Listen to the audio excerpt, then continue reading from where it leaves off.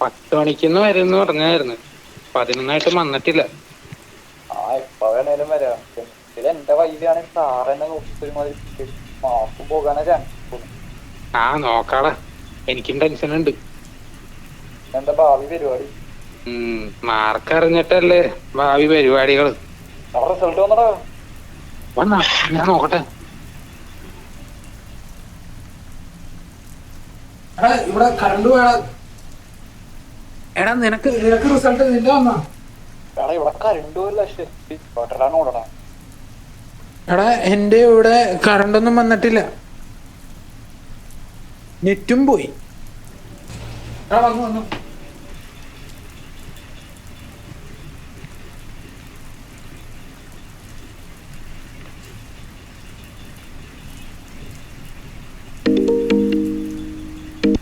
എടാ കറണ്ട് വന്നില്ലേ? മാർക്ക് കിട്ടിയടാ. അമ്മ നല്ല മാർക്കുണ്ട.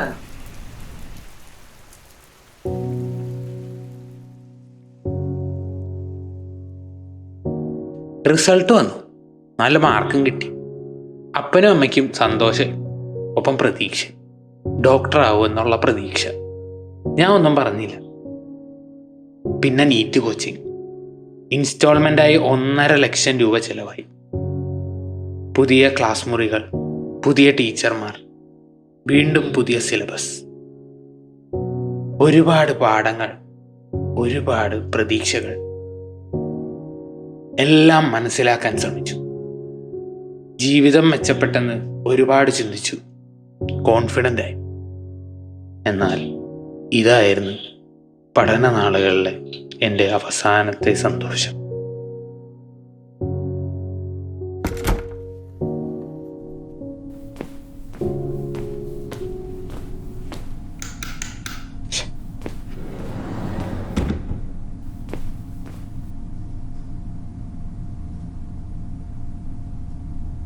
അപ്പാ, എനിക്ക് നല്ല മാർക്ക് കിട്ടി. ശ്രദ്ധിച്ച് കേൾക്കും. എന്താ പറ്റി? ഒന്നുമില്ല. എന്താ പറ്റിയെന്ന് പറ. നിന്റെ അമ്മ മരുന്ന് കഴിക്കുക, ആക്സിഡന്റ് ഉണ്ടായി. എങ്ങനെ? വീട്ടിലേക്ക് വരുന്നവരിക്ക് നിന്റെ അമ്മ വന്നോണ്ടിരുന്ന ഓട്ടോറിക്ഷയിലേക്ക് ഒരു ലോറി ഇടിച്ചു. ഏത് ഹോസ്പിറ്റലില്? എന്താ പറ്റി? അപ്പൊ തന്നെ ആൾക്കാരെല്ലാം കൂടെ ആംബുലൻസ് കിട്ടി ആശുപത്രിയിലോട്ട് കൊണ്ടുവന്നിട്ടുണ്ട്. നമ്മുടെ ആസ്റ്റർ മെഡിസിറ്റിയിലാണ്. സീരിയസ് ആണോ? ഭയങ്കര പ്രശ്നമാണോ? എനിക്കറിയില്ല. ഒബ്സർവേഷനിൽ പോയിട്ടുണ്ട്, കുറെ ബ്ലഡ് പോയിട്ടുണ്ടെന്ന് പറഞ്ഞു. തലയ്ക്ക് എന്തോ പരിക്കും പറ്റിയിട്ടുണ്ട്.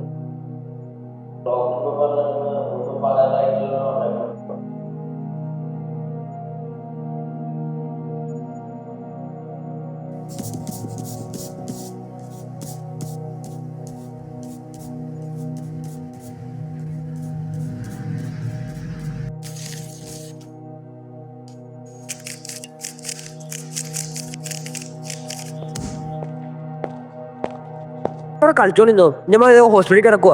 അവിടെ പൈസ ഇടയ്ക്ക് ഞാൻ നഷ്ടപ്പെടുക. രാവും പാലും കടന്ന് ഞാൻ കഷ്ടപ്പെടുക. അപ്പോഴാണ് കളി. നിങ്ങൾക്ക് മാത്രമല്ല കഷ്ടപ്പാടുള്ള, എനിക്കും കഷ്ടപ്പാടുണ്ട്. ഞാൻ എന്ത് കഷ്ടപ്പെട്ടാ ഇതൊക്കെ പഠിക്കണേന്നറിയോ? എന്ത് ബുദ്ധിമുട്ടാണെന്നറിയോ ഇതൊക്കെ പഠിക്കാൻ? ഇത് കണ്ട ഇത് വരയ്ക്കാൻ എന്തോ ഒരു നേരം എടുത്തെന്നറിയോ? ഈ അമ്മേനെ പറ്റി ഓർക്കാനോണ്ടൊന്നുമല്ല, എനിക്ക് പാടാണ്, കാര്യങ്ങളൊക്കെ പാടാണ്. എനിക്ക് കുറെ പഠിക്കാനുണ്ട്. നിനക്കൊക്കെ 3 നേരം വെട്ടിയിരിക്കാൻ തന്നെ എന്നെ പറഞ്ഞാൽ മതിയല്ല. ഒന്നും കഷ്ടപ്പാട് വരാറില്ല. അത്രമറ്റും കഷ്ടപ്പെട്ട് ഞാൻ നിന്നെ വളർത്തേക്കണം. ആധാരം പടം വെച്ച് കയ്യിലത്ത് കാശും കൊടുത്ത് നിന്നൊക്കെ പഠിപ്പിക്കാൻ പറ്റാതെ ഞങ്ങൾ കടം കയറി നിൽക്കണം. ഇങ്ങനെ പോയി നമ്മൾ മുടിഞ്ഞു. ഞാനെങ്കിലും വിചാരിച്ച നമ്മ മനസ്സിലാക്കും.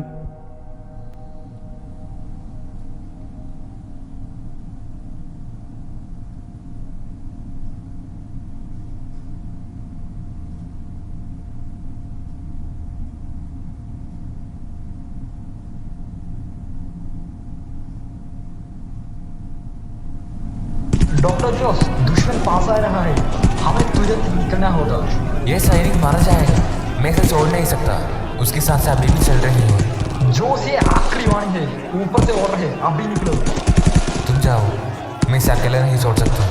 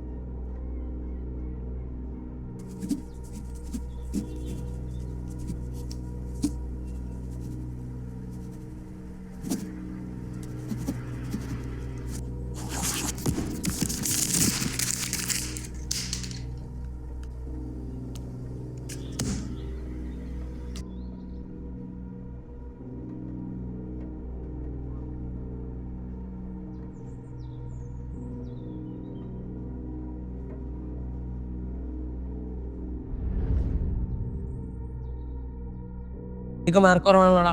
ഇത്രയും കുറവ് മാർക്ക് ഇട്ടാണ് അതിന് ഇത്രയും കഷ്ടപ്പെട്ട് അവിടെ പോയി വിട്ട് പഠിപ്പിച്ചത്. അതിനെ പഠിപ്പിച്ചേക്കെന്ന് അറിയില്ല. നീ ഒത്തുന്നല്ലേ നിന്റെ ഉദ്ദേശം എന്താണ്? എനിക്ക് ഡോക്ടറാണുള്ള ഉദ്ദേശം എന്താ? അങ്ങനെ അവരെ പഠിപ്പിക്കാൻ വേണ്ടി അറിയിക്കാതാണ്. എന്താ നീ നാക്കുന്നത്? ഇതിന് പറയാം നീ ഡോക്ടറാണെന്ന് പിടിക്കേണ്ടതില്ല. നീ എന്താ 18 വയസ്സാണ്. നീ എപ്പോഴും ഇനി സീസണാണ്. കുറച്ച് കുറ്റവാളിത്തം പോലെ കഴിക്കണം. അടുത്ത പ്രാവശ്യം മര്യാദക്ക് മാർക്ക് അടിച്ചോളൂ. ഞാൻ നീ അവിടെ മുടിപ്പിക്കാൻ ഉണ്ടായ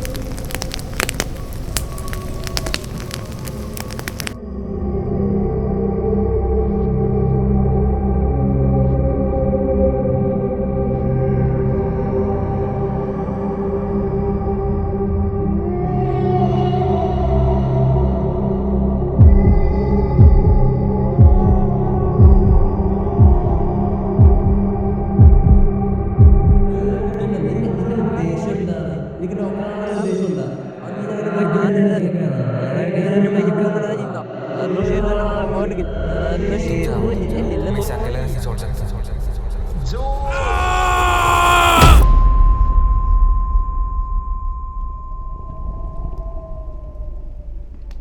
जोश भाई रात के 2 बजे और तुम अभी लिख रहा है, किसको याद कर रहा है भाई?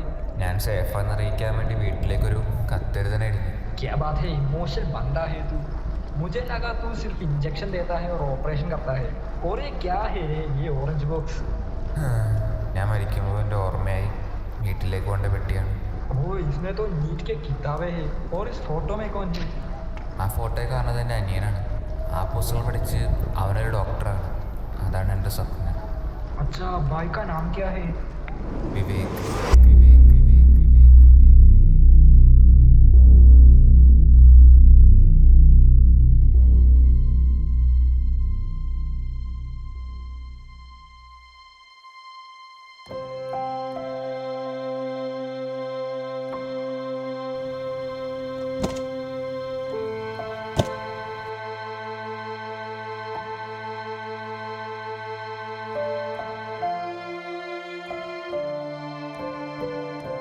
പ്രിയ അച്ഛനും അമ്മയും എൻ്റെ വിഭുവും.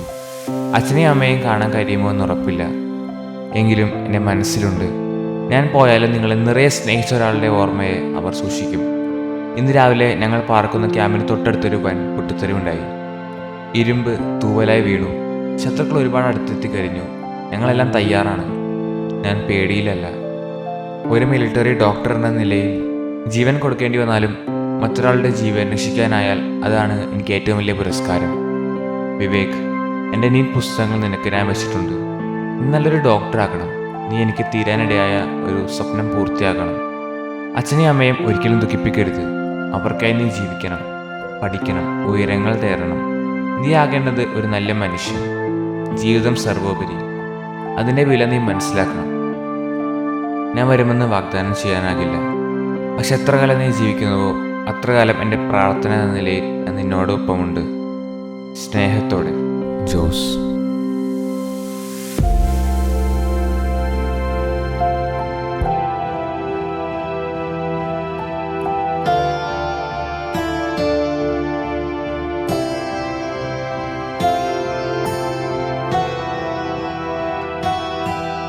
എപ്പോഴും ഒരു കാര്യം മാത്രം മനസ്സിൽ വയ്ക്കുക. പഠനം കടമയല്ല, അത് ആവശ്യമാണ്. ഈ ലോകത്ത് എനിക്കാരുമില്ലെന്ന് വിചാരിച്ച് സങ്കടപ്പെട്ടിരുന്ന ഒരു വ്യക്തിയായിരുന്നു ഞാൻ.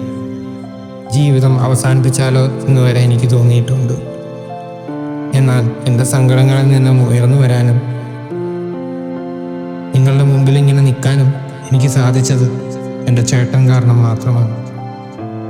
ഇതുപോലെ നിങ്ങളുടെ ജീവിതത്തിലും ഉണ്ടാവും നിങ്ങളെ സ്നേഹിക്കുന്ന നിങ്ങളുടെ പ്രിയപ്പെട്ടവർ. അവർക്ക് വേണ്ടി ജീവിക്കാൻ ശ്രമിക്കുക, അവർക്ക് വേണ്ടി വിജയങ്ങൾ നേടുക. നന്ദി.